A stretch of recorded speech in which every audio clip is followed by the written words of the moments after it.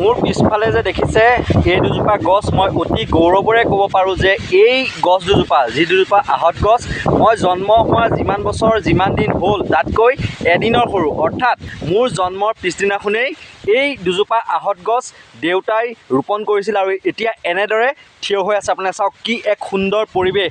আচলতে এইফালেদি যায়গৈ ৰধলা আৰু এই স্থানখনৰ নাম হৈছে কাৱৈমাৰী আৰু মোৰ জন্মস্থান হৈছে কাৱৈমাৰীৰ ইখন গাঁও আচলতে দীঘলীয়াতি বুলি কয়। দীঘলীয়াতিত মোৰ জন্ম হৈছিল আৰু তাৰপিছতে এই কাৱৈমাৰীৰ পৰা ৰহদলা যোৱা ৰাস্তাটোতেই এনেদৰে দুজোপা গছ আহঁত গছ আমাৰ দেউতাই শ্ৰীযুত ৰবিৰাম শইকীয়াই তেওঁ ৰোপণ কৰিছিল আৰু মোৰ জন্মৰ পিছদিনাখনেই ৰোপণ কৰিছিল। সেইকাৰণে অতি গৌৰৱেৰে মই ক'ব পাৰোঁ যে ভাল লাগিছে আজি এই গছজোপা যে এনেদৰে থিয় হৈ আছে আৰু ইয়াত যিসকল লোক আছিল সেইসকল লোকেও অতি যতন কৰিছিল এই দুজোপা গছৰ গৰু ছাগলী যাতে নাখায় সৰু হৈ থাকোঁতে তাৰ বাবেও যত্ন কৰিছিল।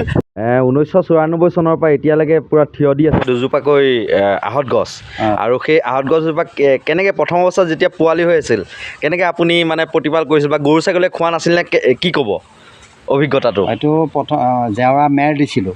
মেৰ দিয়াৰ পিছত হৰ্টন কাঁইট আৰু এই কুটকুৰা কাঁইট দি থৈছিলোঁ যাতে গৰু ছাগলীয়ে খাব নোৱাৰে আৰু কেতিয়াবা গৰু ছাগলী ওচৰত বান্ধি থয় মই আঁতৰত দি দিওঁ আৰু মাজে মাজে চাই থাকোঁ সেই গছকেইজোপা গৰু ছাগলীয়ে খাব পাৰিছেনে নাই কি।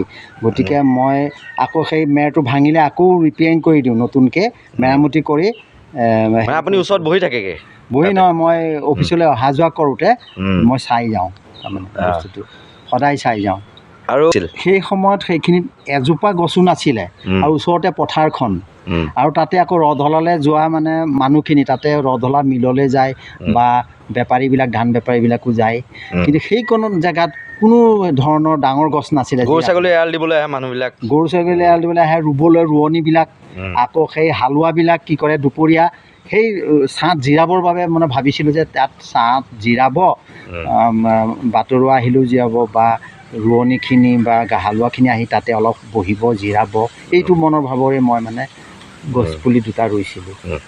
আৰু আজি এনেদৰে সগৌৰৱে থিয় হৈছে আৰু এই যি গছজোপাৰ তলত এতিয়া থিয় হৈ আছোঁ মই চাওক কি এক সুন্দৰ পৰিৱেশ। আচলতে বতাহ এচাতি সুন্দৰ বতাহ, যিসকলে ধৰি লওক গৰু লৰাবলৈ আহে গৰুক পানী খুৱাবলৈ আহে গৰমৰ দিনত তেওঁলোকে এই গছজোপাৰ তলতে ৰ'ব পাৰে। যিসকল বাটৰুৱাই চাইকেল চলাই আহিলে বা খোজকাঢ়ি আহিলে যদি গৰম লাগে ভাগৰত এই গছজোপাৰ তলত ৰ'ব পাৰে। কি এক সুন্দৰ চিন্তা কৰি পেলাই আচলতে এই গছ দুজোপা ৰোপণ কৰিছিল, তাৰ ফল আজি আমি দেখিবলৈ পাইছোঁ।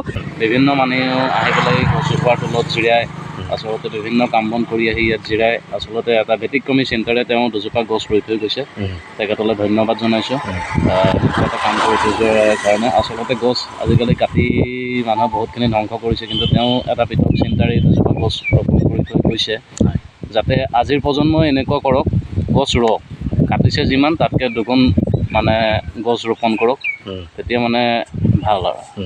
নিশ্চয়কৈ আজিৰ পৰা 31 বছৰ আগতে অৰ্থাৎ মোৰ 31 বছৰ হৈছে আৰু 31 বছৰ আগতেই সেই চিন্তা কৰি গছ অত্যন্ত ভাল পাইছিল দেউতাই আৰু সেয়েহে এনেকৈ দুজোপা আহঁত গছ মোৰ জন্ম হোৱাৰ পিছদিনাখনেই এনেদৰে ৰোপণ কৰিছিল আৰু তেতিয়াৰ পৰা 31 বছৰ ধৰি অতি সগৌৰৱে এই গছজোপা থিয় হৈ আছে। আৰু বহুতে আমি দেখোঁ এই কাৱৈমাৰী অঞ্চলৰ যুৱক যুৱতীসকলেই হওক বা যিসকল কিশোৰী তেওঁলোকে আহি পেলাই ইয়াত আমি ৰীল বনোৱাও দেখা পাওঁ আৰু বহুতে এই গছজোপাত আচলতে আশ্ৰয় লৈ পেলাই শাৰীৰিক কচৰত কৰি পেলাই বহুকেইজনে ইতিমধ্যে চাকৰি পোৱা বুলিও কিন্তু আমি গম পাওঁ। আৰু যিটো সময়ত আচলতে গছ কটাক লৈ পেলাই বিভিন্ন বিতৰ্কৰ সৃষ্টি হয় সেই সময়ত যে এনেদৰে দুজোপা গছ আজি 31 বছৰ ধৰি থিয় হৈ আছে তাৰ বাবে সঁচাকৈ কাৱৈমাৰী অঞ্চল বা দীঘলী অঞ্চলৰ যিসকল ৰাইজ সেই ৰাইজ কিন্তু ধন্যবাদৰ পাত্ৰ। আৰু ৰাস্তা বহলোৱাৰ নামত যে গছজোপা কটা নাই সেয়াও কিন্তু আমাৰ সৌভাগ্য আৰু দেউতাই আজি 31 বছৰ আগতে যিটো চিন্তা কৰি গ'ল সেইটোৰ আজি ফল নিশ্চয়কৈ যিসকল বাটৰুৱা হওক বা কাৱৈমাৰী অঞ্চল যিসকল ৰাইজ হওক সেইসকলে কিন্তু ভোগ কৰিব পাৰিছে।